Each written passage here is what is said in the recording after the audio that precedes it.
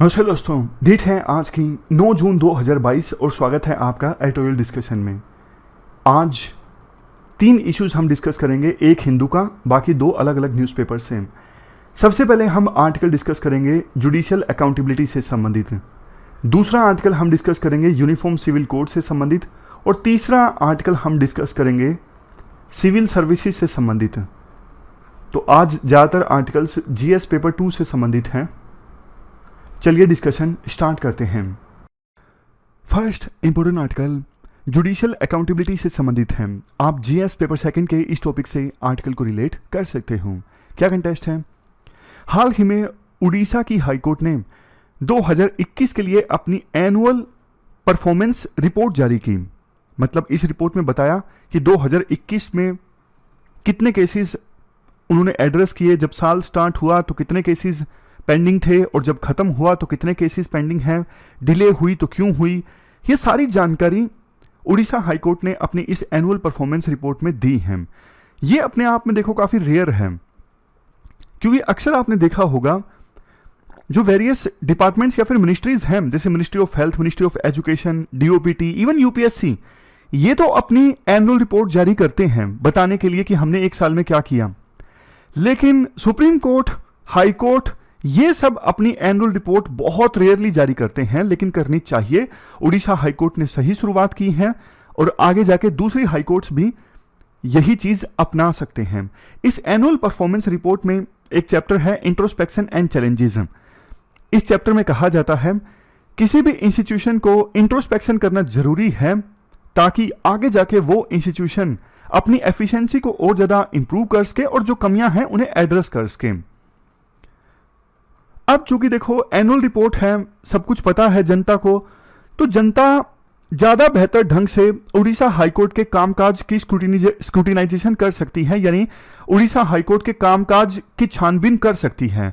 अगर मान लीजिए आम जनता को पता ही ना हो कि एक साल में कितने केस हैंडल किए हैं उड़ीसा हाईकोर्ट ने, तो जनता क्या ही उड़ीसा हाईकोर्ट के कामकाज की छानबीन करेगी। तो ये एक स्टेप है जुडिशियल अकाउंटेबिलिटी को इंश्योर करने की दिशा में। रिपोर्ट में कुछ पॉइंट्स की बात करें, जैसे पहले मैंने आपको बताया गया है हर एक डिस्ट्रिक्ट कोर्ट में साल की जब शुरुआत हुई तब कितने केसेस पेंडिंग थे, कितने केस डिस्पोज हुए, साल अंत होने तक कितने केसेस डिस्पेंडिंग हैं, अगर डिले हुआ तो क्यों हुआ, बैकलॉग क्यों है। डिले के रीजन से इस प्रकार से बताए गए, जैसे हायर कोर्ट्स के द्वारा बहुत बार प्रोसीडिंग्स पर स्टे लगा दिया जाता है, किसी जज के पास केस ज्यादा आ जाते हैं, किसी केस के पास कम आ जाते हैं ट्रायल कोर्ट्स में, और बहुत बार ऐसा भी होता है जो गवाह होते हैं यानी विटनेस, उनकी ट्रांसफर हो जाती है, इस वजह से वो अपनी गवाही नहीं दे पाते। समझ गए? इसके बाद स्टेप्स बताए गए हैं, क्या स्टेप्स लिए गए हैं कोर्ट के द्वारा डिले को कम करने के लिए। जैसे एक स्टेप ये है, ऑर्डर कम्युनिकेशन पोर्टल इस्टेब्लिश किया गया है। इस पोर्टल की सहायता से हायर कोर्ट से लोअर कोर्ट्स में जो ऑर्डर है वो जल्दी से पहुंच जाता है, डिजिटली पहुंच जाता है, तो लोअर कोर्ट्स को इंतजार नहीं करना पड़ता ऑर्डर का, और उनका कामकाज जो है वो सुचारू रूप से चलता रहता है। अब इसके बाद बात की जाती है मतलब क्या है जुडिशियल अकाउंटेबिलिटी का। देखो, अकाउंटेबिलिटी का सिंपल मतलब ये होता है कि डिसीजन और एक्शंस के लिए रिस्पॉन्सिबल होना। जैसे मान लीजिए आप किसी जिले के एसपी हो, आपका काम है जिले में लैंड ऑर्डर की समस्या को हैंडल करना, लेकिन आपके जिले में कोई गंभीर तरह के क्राइम होने स्टार्ट हो जाते हैं, तो एज ए एसपी आपसे क्वेश्चन पूछे जाएंगे। आपकी रिस्पॉन्सिबिलिटी बनती है कि लैंड ऑर्डर की समस्या पैदा ना हो, मतलब शांति बनी रहे, लेकिन आप इसमें सफल नहीं हो पा रहे हो, तो आपकी जिम्मेदारी है जस्टिफाई करना, या फिर उन एक्शंस की, मतलब जो क्राइम हो रहे हैं उसकी जिम्मेदारी लेना कि हाँ मैं रिस्पॉन्सिबल हूं, मैं क्राइम की समस्या को हैंडल नहीं कर पाया हूं।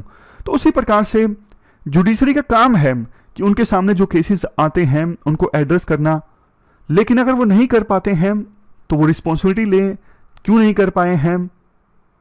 और देखो, जब हम रिस्पॉन्सिबिलिटी की बात करते हैं ना, तो जुडिशरी की रिस्पॉन्सिबिलिटी, या फिर दूसरे केस में आप एसपी हो तो आपकी रिस्पॉन्सिबिलिटी एक्सटर्नल बॉडी के प्रति होनी चाहिए।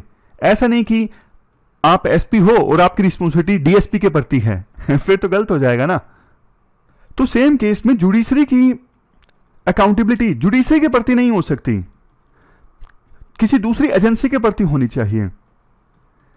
लेकिन दिक्कत यह है जुडिशरी की अकाउंटेबिलिटी एग्जीक्यूटिव के प्रति भी नहीं हो सकती, क्योंकि अगर मान लीजिए जुडिशरी सरकार के प्रति अकाउंटेबल है या फिर लेजिस्लेचर के प्रति अकाउंटेबल है, तो फिर डर यह है कि जुडिशरी की जो इंडिपेंडेंस है ना वो छिन जाएगी, जुडिशरी आजाद होकर काम नहीं कर सकेगी। लेकिन जुडिशरी की अकाउंटेबिलिटी जनता के प्रति हो सकती है, और उस दिशा में ये जो रिपोर्ट है ना काफी इंपॉर्टेंट है, क्योंकि देखो जनता जुडिशरी की अकाउंटेबिलिटी तभी फिक्स करेगी ना जब जनता को पता होगा कि जुडिशरी ने कैसा कामकाज किया है। और कैसे पता लगेगा जनता को? जब इस प्रकार की रिपोर्ट्स जारी होंगी ज्यादा से ज्यादा। इसके बाद देखो आर्टिकल में बात की जाती है करंट फ्रेमवर्क क्या है हमारे देश में जुडिशरी की अकाउंटेबिलिटी को फिक्स करने के लिए। देखो जो देश का संविधान है ना वो इस बात का प्रोविजन करता है कि अगर कोई जज हाई कोर्ट का या फिर सुप्रीम कोर्ट का मिसबिहेवियर शो करता है या फिर पता लगता है कि वो जज जो है कैपेबल नहीं है, उसमें इनकैपेसिटी है, तो फिर उस जज का ना इंपीचमेंट हो सकता है। सुप्रीम कोर्ट के जज का इंपीचमेंट हो सकता है आर्टिकल 124 सेक्शन 4 के अंतर्गत, और हाई कोर्ट के जज का इंपीचमेंट हो सकता है आर्टिकल 217 1B के अंतर्गत। बट देखो सिर्फ अभी तक के इतिहास में एक जज के खिलाफ प्रोसीडिंग्स स्टार्ट हुई, और लेकिन वो प्रोसीडिंग्स भी पूरी नहीं हुई। मैं इसलिए रुक गया था, अभी ऐसा लग रहा है जैसे वीडियो रिकॉर्ड नहीं हो रही है, कहीं मुझे लगा सारा दोबारा से मतलब डिस्कस करना पड़ेगा। खैर इसके बाद ना एक और एक्ट है जजेस इंक्वायरी एक्ट 1968। इसमें ना प्रोसीजर बताया गया है। प्रोसीजर क्या है? ये फाइंड आउट करने का कि कोई सुप्रीम कोर्ट का या फिर हाई कोर्ट का जज जो है उसने मिसबिहेवियर शो किया है या फिर इनकैपेसिटी को शो किया है, तो इस चीज को फाइंड आउट करने का प्रोसीजर क्या है वो बताया गया है जजेस इंक्वायरी एक्ट 1968 में। देश के संविधान का आर्टिकल 235 जो है वो प्रोविजन करता है हाई कोर्ट जो है वो सबऑर्डिनेट जुडिशरी मतलब डिस्ट्रिक्ट लेवल पे जो जुडिशरी होती है, लोअर कोर्ट्स, उनको कंट्रोल करती है। मतलब इस आर्टिकल के तहत हाई कोर्ट लोअर कोर्ट्स की अकाउंटेबिलिटी फिक्स करती है। इसके साथ साथ और क्या किया है सुप्रीम कोर्ट ने और हाई कोर्ट ने अपनी अकाउंटेबिलिटी को फिक्स करने के लिए? 1997 में restatement of values of judicial life आया था। इसमें क्या है बताया गया था कि जजेस को पब्लिक लाइफ में किन नॉर्म्स को फॉलो करना चाहिए, जैसे ये सब चीजें कि आपकी फैमिली में अगर कोई बार एसोसिएशन का मेंबर है या फिर एडवोकेट है तो आप उसको अपना घर नहीं यूज करने दोगे जो जज के तौर पे आपको मिला हुआ है। आप अलाउ नहीं करेंगे कि फैमिली का कोई सदस्य या फिर रिश्तेदार आप ही की कोर्ट में अपीयर हो एडवोकेट के तौर पे। आप कोई इलेक्शन नहीं लड़ोगे किसी सोसाइटी का या फिर कोई भी। ये सब चीजें इन वैल्यूज में बताई गई थी, लेकिन ये मैंडेटरी नहीं है, सिर्फ वैल्यूज बता के छोड़ दिया गया। बहुत से जज तो इनको फॉलो भी नहीं करते। जैसे एग्जाम्पल दिया जाता है जो रंजन गोगोई थे ना, पूर्व चीफ जस्टिस ऑफ इंडिया, उनके खिलाफ आरोप लगा था, एक महिला ने सेक्सुअल हरासमेंट का आरोप लगाया था, तो उन्होंने क्या किया, खुद से ही एक बेंच गठित की और उस बेंच ने महिला के केस की सुनवाई की। सोच के देखिए अपने आप में कितना घोर इनजस्टिस है। जिस पर्सन के खिलाफ आरोप लगा है वही उस केस की सुनवाई कर रहा है, तो ये तो नेचुरल जस्टिस के भी अगेंस्ट हो गया ना कि अपने ही केस में आप जज नहीं हो सकते। इसके बाद राइटर बताते हैं क्यों जरूरी है जुडिशियल अकाउंटेबिलिटी को इनहेंस करना। सबसे पहले तो देखो अगर जजेस की अकाउंटेबिलिटी फिक्स होगी तो उनकी एफिशिएंसी भी इंप्रूव होगी, वो क्वालिटी जजमेंट्स डिलीवर करेंगे।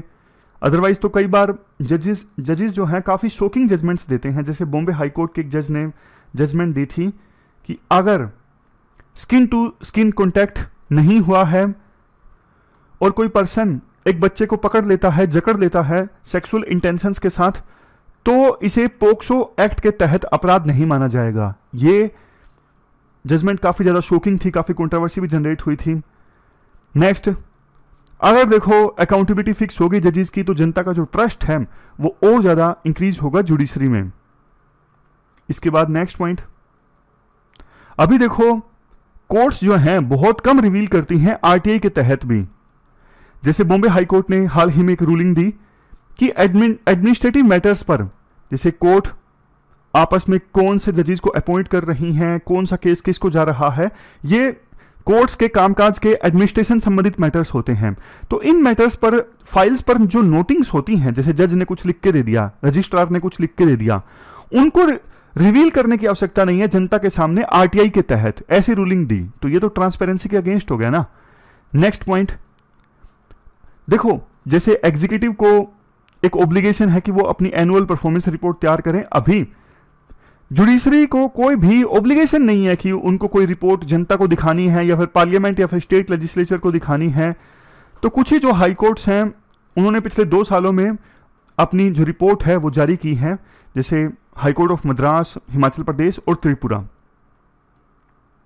5वां पॉइंट, संविधान में भी कोई ऐसा प्रोविजन नहीं है कि सुप्रीम कोर्ट का जो फाइनल डिसीजन है उसे किसी दूसरी बॉडी के द्वारा रिव्यू किया जा सके। सुप्रीम कोर्ट के डिसीजन को सिर्फ और सिर्फ सुप्रीम कोर्ट ही रिव्यू कर सकती है। वो बात अलग है पार्लियामेंट नलीफाई कर सकती है, सुप्रीम कोर्ट के डिसीजन को रिव्यू नहीं किया जा सकता। 6वां पॉइंट, और देखो जजेस की कोई अकाउंटेबिलिटी नहीं है, कोर्ट्स की कोई अकाउंटेबिलिटी नहीं है, इस वजह से केसेस की जो पेंडेंसी है ना वो बहुत ज्यादा बढ़ गई है। इवन देखो हायर जुडिशरी में जजेस की अपॉइंटमेंट से संबंधित भी ट्रांसपेरेंसी नहीं है, किस पैरामीटर्स के आधार पर जजेस को चुना जाता है कुछ फिक्स नहीं है।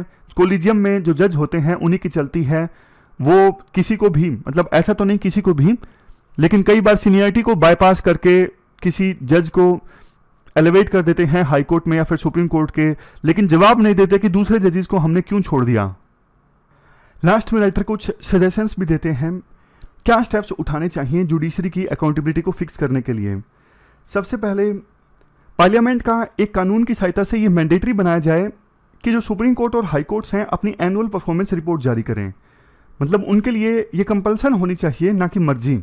Second cheese, judicial standards and accountability bill 2010 में आया था, अब तो लैप्स कर चुका है।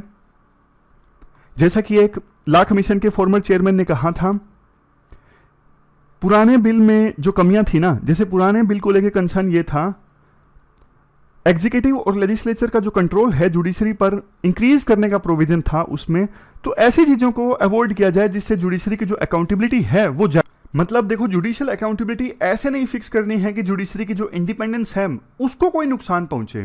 नेक्स्ट, एक परमानेंट डिसिप्लिनरी कमेटी का निर्माण सेंट्रल गवर्नमेंट के द्वारा किया जा सकता है सेंट्रल लेवल पर।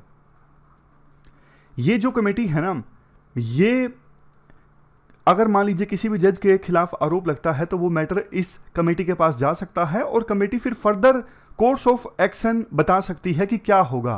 क्या जज के खिलाफ प्रूफ फाइंड आउट करने का प्रोसीजर स्टार्ट किया जाए जज इंक्वायरी एक्ट के तहत, मतलब फर्दर जो भी कोर्स ऑफ एक्शन है उसके बारे में बता सकती है ये disciplinary committee. Next point, supreme court को क्लैरिफाई करना चाहिए कि आरटीआई जुडिशरी में कहां तक लागू होती है, कहां तक नहीं होती है, क्या स्कोप क्या है।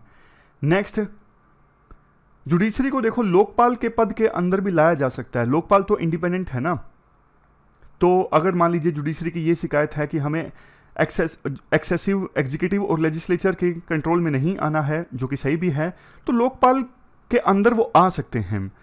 लास्ट में कंक्लूजन में आप यही बोल सकते हो, उड़ीसा हाईकोर्ट ने जो किया है वो अच्छा स्टेप है जुडिशरी की अकाउंटेबिलिटी को फिक्स करने की दिशा में। जुडिशरी की अकाउंटेबिलिटी और जुडिशरी की इंडिपेंडेंस दोनों के बीच में ना बैलेंस इस्टेब्लिश करने की आवश्यकता है। तो ये पूरा आर्टिकल हमने डिस्कस किया, चलते हैं आगे। अगला आर्टिकल देखो यूनिफॉर्म सिविल कोड से संबंधित है। आप जीएस पेपर सेकंड के इस टॉपिक से आर्टिकल को रिलेट कर सकते हो। हम पहले बेसिक्स डिस्कस कर लेते हैं यूनिफॉर्म सिविल कोड से संबंधित, उसके बाद आज के आर्टिकल की तरफ आएंगे। यूनिफॉर्म सिविल कोड का मतलब क्या है? यूनिफॉर्म सिविल कोड का मतलब है हमारे देश में कोई भी सिटीजन किसी भी धर्म का हो, किसी भी जाति का हो, किसी भी एथनिक ग्रुप का हो, सभी के लिए सेम सिविल लॉज का होना, खास करके पर्सनल लॉज का। पर्सनल लॉज का मतलब है फैमिली अफेयर्स, शादी, तलाक, सक्सेशन, ये सब चीज़ें आती हैं पर्सनल लॉज में। देखो थोड़ा सा हिस्ट्री में आपको बताना चाहता हूँ। 1947 से पहले यानी आज़ादी मिलने से पहले विभिन्न धर्मों के पर्सनल लॉज को कोडिफाई नहीं किया गया था। इस वजह से शादी, तलाक और सक्सेशन से संबंधित मामलों में वुमन के साथ बहुत ज़्यादा डिस्क्रिमिनेशन होता था, भेदभाव होता था। इस वजह से संविधान जब बनाया गया हमारे संविधान निर्माताओं ने एक आर्टिकल ऐड किया, आर्टिकल 44। मतलब सरकार ये कोशिश करे कि देश में सभी सिटीजन्स के लिए एक यूनिफॉर्म सिविल कोड होना चाहिए, यानी यूनिफॉर्म पर्सनल लॉज होने चाहिए। क्वेश्चन ये उठता है, संविधान निर्माताओं ने इस प्रोविजन को डीपीएसपी में क्यों डाला, डायरेक्टिव प्रिंसिपल्स में, जो कि नॉन इन्फोर्सेबल है। हालांकि ये एक इंस्ट्रक्शन जरूर है गवर्नमेंट को, लेकिन कोई कोर्ट में नहीं जा सकता ये कहते हुए कि इसे इन्फोर्स किया जाए। देखो, संविधान निर्माताओं ने ऐसा इसलिए किया क्योंकि उन्हें लगता था कि आने वाले समय में जब सरकार को उचित लगेगा कि यूनिफॉर्म सिविल कोड हमारे देश में आनी चाहिए, तब सरकार यूनिफॉर्म सिविल कोड लेकर आएगी, लेकिन अभी उचित समय नहीं है। इसी वजह से संविधान निर्माताओं ने इसे डीपीएसपी में डाला। देखो, 1950s में मांग उठना स्टार्ट हो गई कि यूनिफॉर्म सिविल कोड जो डीपीएसपी में है, सरकार अब इसे लेके आए। लेकिन उस समय सिर्फ हिंदू पर्सनल लॉज को कोडिफाई किया गया। उस समय एक्ट्स आए थे जैसे कि Hindu marriage act, special marriage act, लेकिन मुस्लिम्स के लिए और क्रिश्चियंस के लिए पर्सनल लॉज को कोडिफाई नहीं किया गया था उस समय। तो तब से अभी तक मांग चली आ रही है कि सिर्फ हिंदुओं के लिए पर्सनल लॉज को कोडिफाई किया गया है, मुस्लिम्स के लिए और क्रिश्चियंस के पर्सनल लॉज को कोडिफाई नहीं किया गया है। और अभी भी हमारे देश में सभी सिटीजन्स के लिए यूनिफॉर्म सिविल कोड नहीं है, यानी धर्म के आधार पर यह तय होता है कि किस सिटीजन पर कौन सा पर्सनल लॉ एप्लीकेबल होगा। इसी वजह से समय समय पर कुछ लोगों के द्वारा यह आवाज उठाई जाती है, यूनिफॉर्म सिविल कोड हमारे देश में आना चाहिए। आर्टिकल 44 भी यही बोलता है। लॉ कमीशन को यह मुद्दा सौंपा गया था सरकार के द्वारा। लॉ मिनिस्ट्री ने लॉ कमीशन को कहा था कि आप अपनी राय दीजिए यूनिफॉर्म सिविल कोड के मुद्दे पर। लॉ कमीशन ने लेकिन अभी कहा है यूनिफॉर्म सिविल कोड के लिए अभी उचित समय नहीं है। नेक्स्ट हम यूनिफॉर्म सिविल कोड के पक्ष और विपक्ष के आर्गुमेंट्स की बात करेंगे। पहले यूनिफॉर्म सिविल कोड के पक्ष के आर्गुमेंट्स की बात करते हैं। अगर देखो, हमारे देश में सभी सिटीजन्स के लिए सिमिलर पर्सनल लॉज होंगे, तो इसका मतलब यह है कि सभी सिटीजन्स को इक्वल स्टेटस दिया जा रहा है। धर्म के नाम पर अलग अलग पर्सनल लॉज को ऑपरेट नहीं किया जा रहा है हमारे देश में। दूसरा आर्गुमेंट, जेंडर पैरिटी। काफ़ी सारे धर्मों में देखो, वुमन के साथ काफ़ी डिस्क्रिमिनेशन होता है और इस डिस्क्रिमिनेशन को लेजिटिमाइज करने की कोशिश की जाती है धर्म के नाम पर। यानी धर्म के नाम पे कहा जाता है कि हमारा धर्म अलग है और हमारे धर्म में यही रीति है, यही रिवाज है, इसी वजह से वुमन के साथ डिस्क्रिमिनेशन होता है। ये सरासर गलत है। नेक्स्ट आर्ग्यूमेंट नेशनल इंटीग्रेशन से संबंधित है। अगर देखो यूनिफॉर्म सिविल कोड आता है तो हमारे देश में नेशनल इंटीग्रेशन और ज़्यादा मजबूत होगी। चौथा argument aspirations of younger population. हमारे देश में देखो अब मेजॉरिटी ऑफ पॉपुलेशन जो है वो यंग है। यंग पॉपुलेशन इक्वालिटी चाहती है। यंग पॉपुलेशन किसी भी प्रकार का डिस्क्रिमिनेशन बर्दाश्त नहीं कर सकती। उनकी एस्पायरेशंस ये हैं कि धर्म के नाम पर, रीति रिवाजों के नाम पर कोई भी भेदभाव नहीं होना चाहिए। अगर यूनिफॉर्म सिविल कोड आता है तो यंग पॉपुलेशन की एस्पायरेशंस को सेटिस्फाई किया जा सकता है। और सबसे लास्ट में bypass the contentious issue of reform of existing personal laws. अभी देखो बहुत सारे धर्मों में ऐसी प्रैक्टिसेस प्रीच की जाती हैं जो कि ह्यूमन राइट्स का उल्लंघन है या फिर भेदभाव वाली हैं, इक्वालिटी के अगेंस्ट हैं। अब सीधा सीधा सुप्रीम कोर्ट इंटरफेयर करे किसी एक स्पेसिफिक धर्म में तो आवाज़ उठने लगती है कि आप सिर्फ हमारे धर्म के अंदर इंटरफेयर क्यों कर रहे हो। हमारे पास आर्टिकल 25 है, हम हमारे धर्म को अपने हिसाब से मैनेज कर सकते हैं। लेकिन सभी धर्मों के लिए यूनिफॉर्म सिविल कोड आएगा तो इस प्रकार की जो पुरानी प्रैक्टिसेस हैं वो अपने आप खत्म हो जाएंगी। तो पांचवा आर्गुमेंट कहने का मतलब ये है कि पर्सनल लॉज में रिफॉर्म्स लाने की जो प्रक्रिया है उसको बाईपास किया जा सकता है यूनिफॉर्म सिविल कोड की सहायता से। अब हम यूनिफॉर्म सिविल कोड के खिलाफ जो आर्गुमेंट्स दिए जा सकते हैं उनकी बात करते हैं। सबसे पहला आर्गुमेंट है practical difficulties due to diversity in India. India में देखो बहुत सारे धर्म हैं, बहुत सारी जातियां हैं, बहुत सारे एथनिक ग्रुप्स हैं। तो कैसे एक पर्सनल लॉज सरकार लेके आएगी? सरकार के लिए ये बहुत ही मुश्किल काम होगा कि इतनी सारी डाइवर्सिटी के साथ सिमिलर पर्सनल लॉज को फॉर्मुलेट करना सभी सिटीजन्स के लिए। ये पहला आर्गुमेंट है। दूसरा आर्गुमेंट परसेप्शन। देखो ये जाती है जब भी यूनिफॉर्म सिविल कोड इंप्लीमेंट करने की बात आती है, परसेप्शन ये जाती है कि जो मेजोरिटेरियन कम्युनिटी के पर्सनल लॉज हैं उनको थोप ना दिया जाए माइनॉरिटी कम्युनिटी के पर्सनल लॉज पर। तीसरा argument, interference of state in personal matters. अगर देखो हमारे देश में यूनिफॉर्म सिविल कोड आता है, इसका मतलब स्टेट जो है विभिन्न धर्मों के पर्सनल मैटर्स में इंटरफेरेंस यानी दखलंदाजी कर रहा है, जो कि संवैधानिक वैल्यूज के अगेंस्ट है। नेक्स्ट आर्गुमेंट है sensitive and tough task. Uniform civil code का जो मसला है बहुत ज़्यादा सेंसिटिव है। ऐसा ना हो कि यूनिफॉर्म सिविल कोड के चक्कर में कुछ जो माइनॉरिटी कम्युनिटीज़ हैं बहुत ज़्यादा एलियनेट हो जाएं और समाज की जो स्टेबिलिटी है वो स्पॉइल हो जाए। सबसे लास्ट में आर्गुमेंट दिया जा सकता है, देखो यूनिफॉर्म सिविल कोड हालांकि डीपीएसपी में है और सरकार की जिम्मेदारी है यूनिफॉर्म सिविल कोड को लेकर आना, लेकिन अभी फिलहाल ये उचित समय नहीं है। अभी सरकार को हर एक धर्म पर अलग अलग फोकस करना चाहिए और किसी धर्म में अगर कोई ऐसी प्रैक्टिस प्रीच की जाती है जो कि इक्वालिटी के अगेंस्ट है, वुमेन के साथ डिस्क्रिमिनेशन को प्रमोट किया जाता है, तो ऐसी प्रैक्टिसेस को हटाने पर सरकार फोकस करे।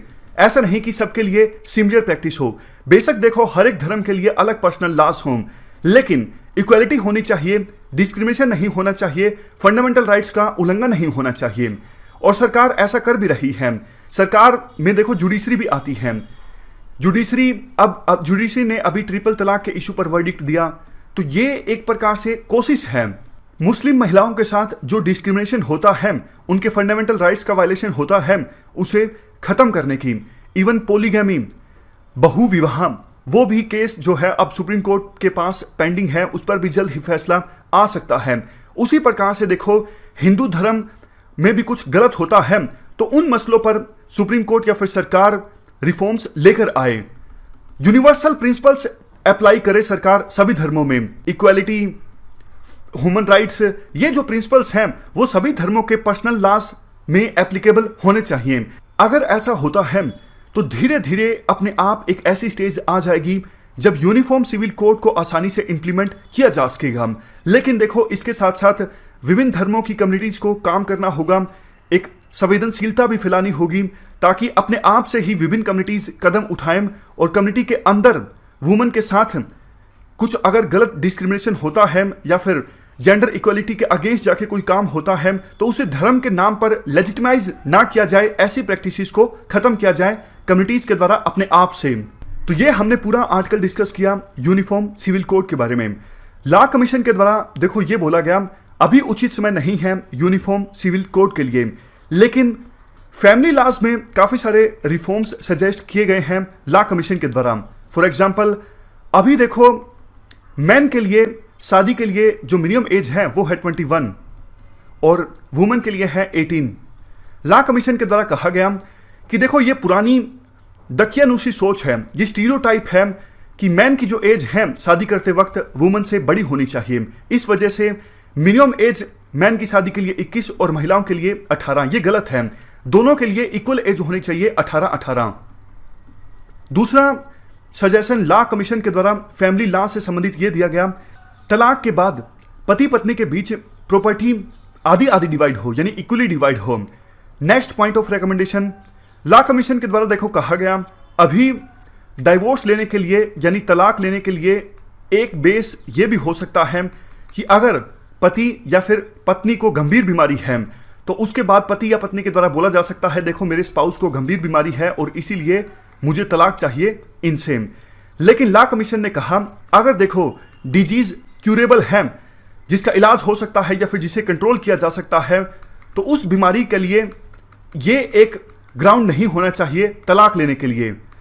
मतलब अगर कोई ऐसा डिजीज जिसका इलाज संभव ना हो तभी ये ग्राउंड बने तलाक के लिए। अगर कोई ऐसा डिजीज है स्पाउस को जिसको इलाज हो सकता है तो फिर ये ग्राउंड ना बने तलाक लेने के लिए। नेक्स्ट रिकमेंडेशन देखो सिविल मैरिज के वैलिड होने से पहले पेरेंट्स को 30 दिन का एडवांस नोटिस देना पड़ता है। तो इस 30 दिन के नोटिस का फायदा उठाया जाता है पेरेंट्स के द्वारा, स्पेसिफिकली तब जब कपल के द्वारा इंटरकास्ट मैरिज की जाती है या फिर इंटर रिलीजन मैरिज की जाती है। तो लॉ कमीशन के द्वारा बोला गया 30 दिन का जो नोटिस देने का प्रोविजन है इसे हटा दिया जाए। अगली रिकमेंडेशन लॉ कमीशन के द्वारा यह बोली गई कि अडल्ट्री जो है इसे डीक्रिमिनलाइज किया जाए और ये एक बेस होना चाहिए तलाक लेने के लिए। नेक्स्ट, लॉ कमीशन के द्वारा यह भी बोला गया कि देखो बच्चों के साथ और पेरेंट्स के साथ एडॉप्शन और गार्डियनशिप संबंधित मैटर्स में सिमिलर ट्रीटमेंट होनी चाहिए। कहने का देखो मतलब साफ है, लॉ कमीशन के द्वारा एक कोशिश की गई है कि सभी धर्मों के जो फैमिली लॉज हैं उनमें कुछ कुछ रिफॉर्म्स आने चाहिए यूनिवर्सल प्रिंसिपल्स के आधार पर। कौन से universal principles? Non discrimination, equality. अगर देखो ये प्रिंसिपल्स सभी धर्मों के पर्सनल लॉज में, फैमिली लॉज में प्रीच किए जाएंगे तो ऑटोमेटिक यूनिफॉर्म सिविल कोड की तरफ हमारा समाज बढ़ेगा। अगर ऊपर से यूनिफॉर्म सिविल कोड इंपोज किया जाता है तो समाज में इंस्टेबिलिटी आ सकती है। ये कल्चरल डाइवर्सिटी के अगेंस्ट होगा और प्लूरलिटी के भी अगेंस्ट होगा। तो ये हमने इस प्रकार से बेसिक्स डिस्कस कर लिए यूनिफॉर्म सिविल कोड के बारे में। अब आते हैं आज के आर्टिकल की तरफ। देखो, उत्तराखंड के चीफ मिनिस्टर हैं पुष्कर सिंह धामी। इन्होंने हाल ही में एक कमेटी सेटअप की ताकि ड्राफ्ट तैयार किया जा सके उत्तराखंड में यूनिफॉर्म सिविल कोड लागू करने के लिए। कई सारे जो बीजेपी रूल्ड स्टेट्स के लीडर्स हैं वो यूसीसी की वकालत कर रहे हैं। देखो, जैसे ऐसा लगता है बीजेपी ने ना रणनीति चेंज की है। पहले अलग अलग राज्यों में यूनिफॉर्म सिविल कोड लागू होगा, उसके बाद नेशनल लेवल पर यूनिफॉर्म सिविल कोड लागू करने की कोशिश की जाएगी। आर्टिकल में कहा जाता है, देखो बीजेपी ने अपने लॉन्ग टर्म के 2 प्रोमिसेस को पूरा कर दिया। जैसे एक तो जम्मू एंड कश्मीर में धारा 370 के तहत जो स्पेशल स्टेटस था उसे रिवोक करना, दूसरा अयोध्या में मंदिर। अब तीसरे इश्यू पर फोकस है जो कि है uniform civil code. Uniform civil code को लेके लेकिन बहुत सारे जो मुस्लिम सेक्शंस हैं ना वो काफ़ी ज़्यादा चिंतित हैं, खास करके उलेमाज, मतलब मुस्लिम सेकुलर्स जिनको इस्लाम की जानकारी होती है। All India Muslim personal law board ये तो देखो बना ही यूनिफॉर्म सिविल कोड के अगेंस्ट था 1973 में। उस समय देखो HR गोखले लॉ मिनिस्टर थे। उन्होंने पार्लियामेंट में एक बिल रखा था, एडॉप्शन बिल, जो कि मुस्लिम रिलीजियस लॉज के अकॉर्डिंग नहीं था। तो बहुत सारे मुस्लिम सेक्शंस को लगा ये जो बिल है ये एक प्रकार से शुरुआत है, आगे जाके सरकार यूनिफॉर्म सिविल कोड लेकर आएगी। इसी का विरोध करने के लिए बाद में ये all India Muslim personal law board बना था, जो कि मुस्लिम्स के इश्यूज को जोर शोर से उठाता है आज के समय में। और देखो, जब हिंदू कोड बिल पास हुआ था 1950s में, उसके बाद से बहुत सारे लोगों का ये मानना है कि जैसे देश में मुस्लिम्स को पैम्पर किया जा रहा है, उनको अलग से पर्सनल लॉज की इजाज़त दी गई है। तो 1996 में उस समय के प्रधानमंत्री अटल बिहारी वाजपेयी ने भी कहा था कि यूसीसी पे एक नेशनल डिबेट होनी चाहिए। और उस स्पीच में हालांकि उन्होंने मुस्लिम मैरिज में जो ब्राइड्स की कंसेंट ली जाती है ना शादी से पहले, इस रिचुअल को प्रोग्रेसिव बताया था। मतलब वाजपेयी जी के द्वारा बोला गया था कि ये अच्छा कस्टम है, तो ये होना चाहिए यूनिफॉर्म सिविल कोड में। इसके बाद पूर्व प्रधानमंत्री PV नरसिम्हा राव के द्वारा बताया गया कि आंध्र प्रदेश में ना हिंदुओं में मामा और भांजी के बीच में शादी हो जाती है, तो क्या इसे शामिल किया जाएगा यूसीसी में। मतलब ये सारे एग्जाम्पल देखे ना राइटर बताने की कोशिश करते हैं कि देश बहुत ज़्यादा डाइवर्स है। जैसे इतने सारे ट्राइबल लोग हमारे देश में रहते हैं, उनके अलग अलग कस्टम्स हैं, तो कौन से ट्राइबल के कस्टम को हम यूसीसी में लेंगे। इतने बड़े डाइवर्स देश के लिए यूनिफॉर्म सिविल कोड नहीं लाई जा सकती, और लाएंगे तो पहला ड्राफ्ट आप लाओगे उसी समय विवाद स्टार्ट हो जाएगा बहुत बड़ा, क्योंकि कल्चर किसी भी कम्युनिटी के लिए ना एक बहुत बड़ी चीज़ होती है। तो आप किसी कम्युनिटी से उसका कल्चर छीनोगे ना तो वो कम्युनिटी बहुत ज़्यादा वंचित महसूस करेगी, जैसे उसकी डिग्निटी, एग्जिस्टेंस छीन ली गई हो। तो यूसीसी नहीं आनी चाहिए, ये राइटर वकालत करते हैं। अब चलते हैं आगे। अगला आर्टिकल देखो सिविल सर्विसेज से संबंधित है। आप जीएस पेपर सेकंड के इस टॉपिक से आर्टिकल को रिलेट कर सकते हो। देखो, कुछ समय पहले न्यूज़ सामने आई थी कि 2 IAS ऑफिसर्स, उनके आदेश से स्टेडियम बंद हो जाता था, त्यागराज स्टेडियम, ताकि वो अपना कुत्ता घुमा सकें। बहुत बड़ी कंट्रोवर्सी पैदा हुई, उसके बाद उनकी ट्रांसफ़र कर दी गई, एक की लद्दाख में, दूसरे की अरुणाचल प्रदेश में। उसके बाद रिजल्ट सामने आए। राइटर कहते हैं जब रिजल्ट सामने आए ना, जब भी रिजल्ट सामने आते हैं तो पूरी मीडिया में हाइलाइट्स छा जाती हैं कि ये और किसी देश में नहीं होता कि करियर सिविल सर्वेंट्स के रिजल्ट आए और मीडिया में, अखबारों में हेडलाइंस छा जाएं। सिर्फ इंडिया में ऐसा होता है। ऐसा क्यों? शायद हम कॉलोनियल लिगेसी से उभर नहीं पाए हैं। कॉलोनियल ईरा में सिविल सर्वेंट की जो इज्जत हुआ करती थी ना, उसे बोला जाता था, वो कहावत आज भी चलती है, एक जो डीसी या डीएम होता है वो जिले का मालिक होता है। क्योंकि ना उस समय ब्रिटिशर्स इसी प्रकार से रूल किया करते थे लोगों को, जैसे वो मालिक हों इंडिया के लोगों के, और इसीलिए उनकी उतनी ज़्यादा रिस्पेक्ट थी। बट आज भी देश की जनता उस माइंडसेट से उभर नहीं पाई है, ऐसा राइटर का मानना है।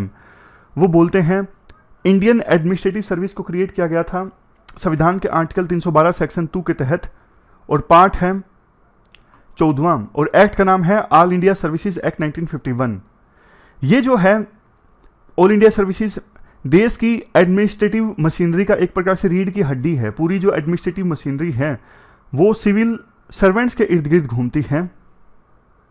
जो चुने हुए प्रतिनिधि होते हैं वो पॉलिसी बनाते हैं असेंबली में या फिर पार्लियामेंट में, और उसके बाद जो सरकार होती है वो उसे इम्प्लीमेंट करती है।